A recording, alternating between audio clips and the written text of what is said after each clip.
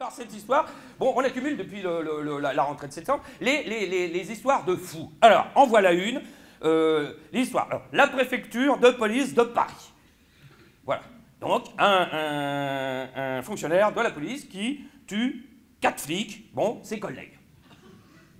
Au départ, tu fais bon. Non, je veux dire, tu fais bon. On se dit, oh. Bon, parce que Xavier Dupont de Ligonnès, j'ai oublié de vous le dire, bon, il tue ses 4 enfants, sa femme, bon, on l'a vu ensemble, ça peut arriver. Bon. Voilà. Mais il a tué le chien aussi. Là, il a entendu une dame qui a fait oh. Alors que là, à la préfecture de police, au moins, le mec a pas tué le chien. Voilà. Alors, l'histoire de la préfecture du police qui a débouché, donc, sur plein de polémiques, de débats, et même de lois, on va le voir. C'est l'emballement médiatique sans fin. Ça a démarré avec ça. Alors, cette histoire de la préfecture de police, quand même, tu fais un scénario avec ce qui s'est passé, tu vas voir un producteur de film, le mec t'envoie chier. Là, tu dis, c'est pas crédible. Eux le font. Alors, donc, qu'est-ce que ça démarre? Histoire de fou. Alors, au début, tout ce qu'on sait, parce que nous, on nous donne, si vous voulez, un peu, par rapport à l'info, nous sommes un peu comme les poules. On nous donne comme ça les graines, de temps en temps. Et nous, on est un peu... Tu vois? Bon, et là, et ça. Alors, tout ce qu'on sait au départ de cette histoire, c'est que le meurtrier, donc, la préfecture de police, est sourd.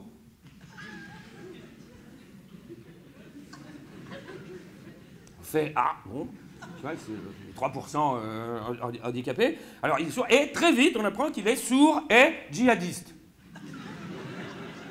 Ce qui évidemment change un peu. Alors au début on a les premières déclarations. En général dans ce genre d'histoire, soit on en fait quelque chose de terrible pour que la population ait peur et ne pense pas au reste, soit c'est là en ce moment c'est les déclarations rassurantes. Pas de panique. Première déclaration rassurante de, bon, Christophe Castaner. Alors. Ah non, là on a atteint, là on a des, c'est un gros niveau, là, que les trisomiques du monde entier nous envient. Ah le mec, c'est vrai, au bout d'un moment il est touchant. T'as envie de lui dire, bon, viens contre mon épaule, tu vois, t'es mon copain. Donc Christophe Castaner qui déclare, le tueur ne présentait pas le moindre signe d'alerte. On dort tranquille. Alors, le problème de Christophe Castaner, qui a beaucoup été attaqué, peut-être un peu trop, c'est vrai qu'il le mérite amplement, mais d'un autre côté, il est, tu vois, t'es mon copain. Hein? Castaner, c'est parce qu'on toujours on leur fait un procès d'intention, oh, il parle trop vite. Non, c'est pas ça le problème, il parle.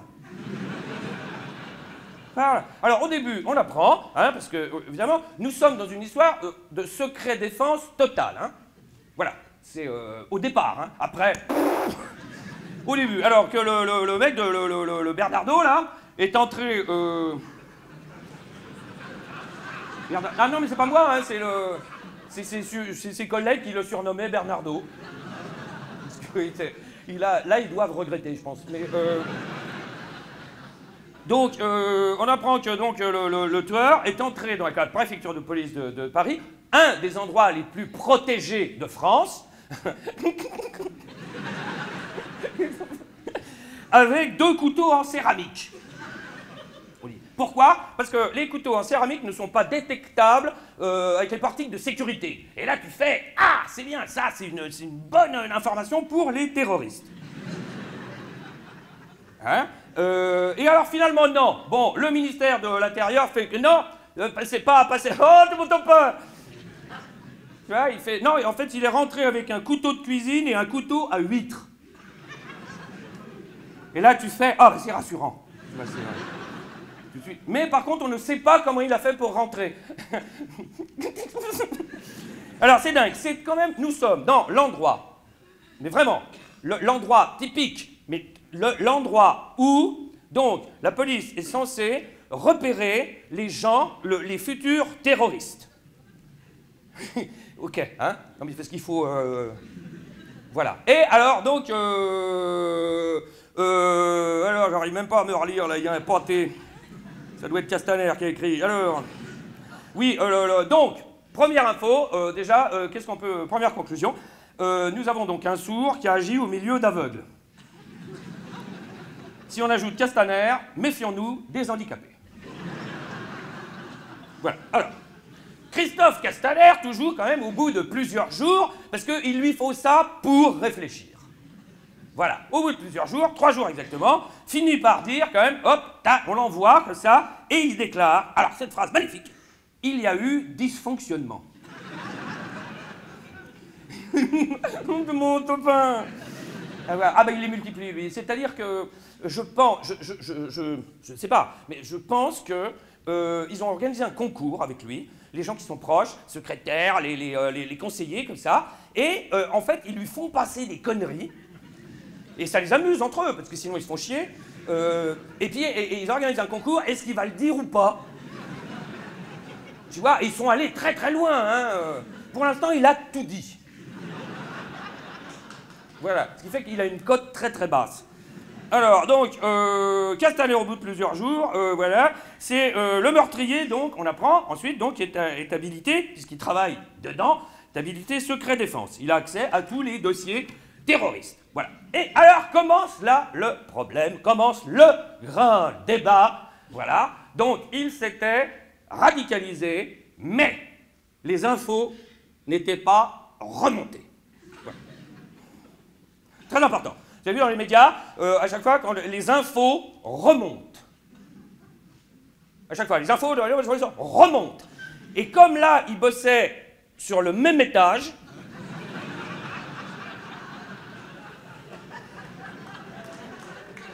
les infos, eh ben finalement, tu vois, elles sont perdues. Voilà, alors qu'elles auraient dû longer. Voilà, hein, j'essaye de comprendre. Alors, derrière, il y a une commission d'enquête. Vous avez remarqué, en ce moment, maintenant, pour faire la lumière, voilà, en toute transparence, à chaque fois qu'il y a un problème, on fait une commission d'enquête. Voilà, c'est EDF, là, maintenant, voilà. Et là, on découvre donc que Bernardo, dans ses affaires, à la préfecture de police, a une clé USB. Avec, des vidéos, dessus des vidéos de propagande de l'État islamique et, on apprend, les coordonnées de dizaines de policiers. Tout de suite, démenti du ministère de l'Intérieur. Ah non, attendez, il faut vérifier, hein. Oh là, t'es mon peu. Voilà. Et le lendemain, effectivement, on a bien fait de démentir. C'est pas des dizaines de coordonnées, c'est des milliers. Et là, tu fais... Voilà. Et là, d'un coup, sous couvert de transparence, parce que c'est l'époque, maintenant, on veut que tout soit transparent, et plus on veut que ce soit transparent, plus c'est opaque. Voilà, donc tout est balancé sur la place publique, etc. Du coup, polémique, et là c'est parti, hop, au niveau des signes de radicalisation, il faut tout revoir. Bon, table rase, et on dit aux flics, maintenant, hop, on passe par eux, il va falloir vous dénoncer entre vous. Voilà, bon, c'est une tradition française. Hein, la police a été très forte pendant des années, je pense qu'ils peuvent retrouver l'ADN.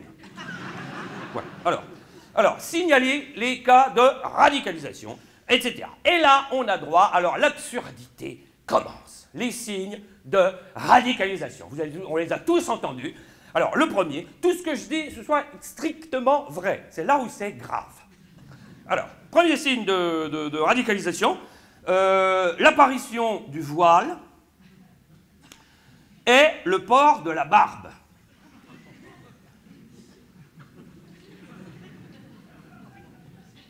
Effectivement, si vous assistez à ces changements en même temps,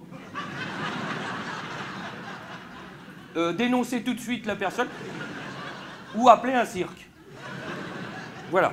Sinon, alors, dans les signes de radicalisation, voilà, on a eu toute une liste, j'en ai peut-être quelques-uns. Par exemple, alors, si vous voulez, les changements alimentaires. Quand quelqu'un si vous voyez, qui tout d'un coup, hop, fait un régime, hop, dénoncez-le. Le refus de serrer la main aux femmes. Pareil, si vous trouvez quelqu'un, tu vois, Polanski ou un truc comme ça, hop, dénoncez le pauvre. Oh. Non, mais j'attendais des réactions.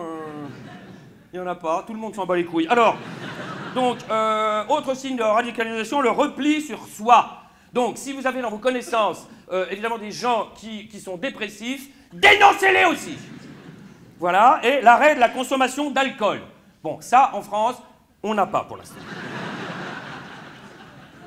Ensuite, alors, c'est-à-dire, et c'est déjà arrivé, surtout chez les flics, je ne sais pas si vous avez vu, ils ont déjà dénoncé des flics par les autres, comme ça, ils ont été convoqués, et ils ont trouvé plein, mais tout ce que je vous dis est vrai, hein, ils ont trouvé plein de misogynes, de victimes de la mode, de végétariens convertis et de dépressifs. Voilà. Et alors, autre signe de radicalisation, celui-là est très bien aussi, hein, un étudiant qui s'absente régulièrement le vendredi.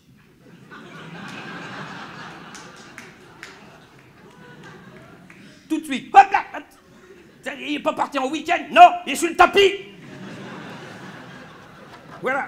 Alors, l'info rassurante dans tout ça, c'est que donc l'État, l'autorité suprême, appelle ça, donc, ils appellent ça des signaux faibles. Bon, il y a un peu de lucidité. Voilà. Et tout ça, évidemment, on l'a entendu 1000 fois, sans amalgame, évidemment, et sans stigmatiser. Voilà.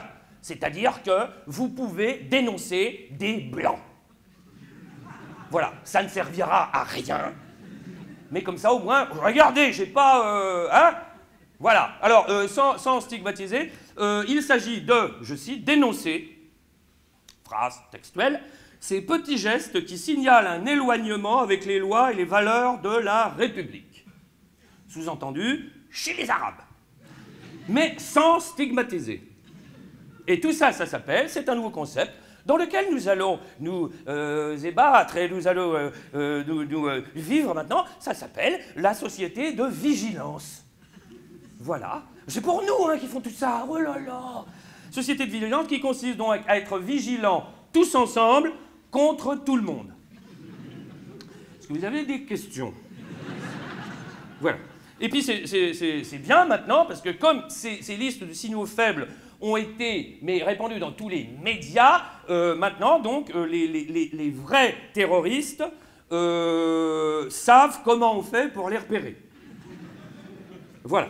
Et la meilleure info, parce que quand une absurdité comme ça est poussée aux confins de sa connerie, on se dit ça va finir par la grosse absurdité, et on l'a. Et on l'a dans les signaux de radicalisation.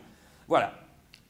Comme on sait que les terroristes ont la liste de tous les indices et cherchent, évidemment, pour pas qu'on les repère, à se dissimuler, le dernier signe de radicalisation, c'est la dissimulation des signes faibles de radicalisation.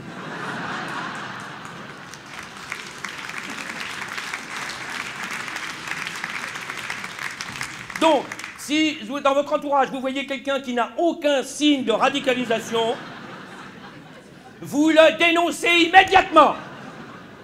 Voilà, si c'est un arabe, mais sans stigmatiser. Jamais. Alors, tout ça couronné, évidemment, hop, après, ça part. La machine est emballée, hop, c'est pesé, etc. En même temps, hein, bon, c'est l'époque, hein, donc couronné par la 1235e polémique sur le port du voile. Voilà, on fait « Ah, mais il y a longtemps !»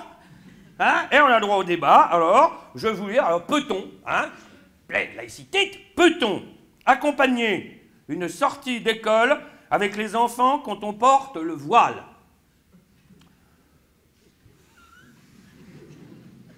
Moi, je dirais oui, mais rajoutez si on n'a pas de couteau à huître dans la manche. Voilà. Sinon, concernant l'abbé Prénat, il n'y a rien de noté. Alors, hein, alors qu'il n'avait même pas de capote, l'abbé Prénat. Hein. Bref, alors, autre débat, on a eu droit, évidemment, à l'expertise de tous les plateaux de télé, de radio. Est-ce que quelqu'un qui porte le voile fait du prosélytisme? J'en sais rien. Si le voile est sexy, ça peut. Le voile sexy qu'on appelle le voile Tariq Ramadan. C'est-à-dire s'il y a un voile et un trou pour la pipe.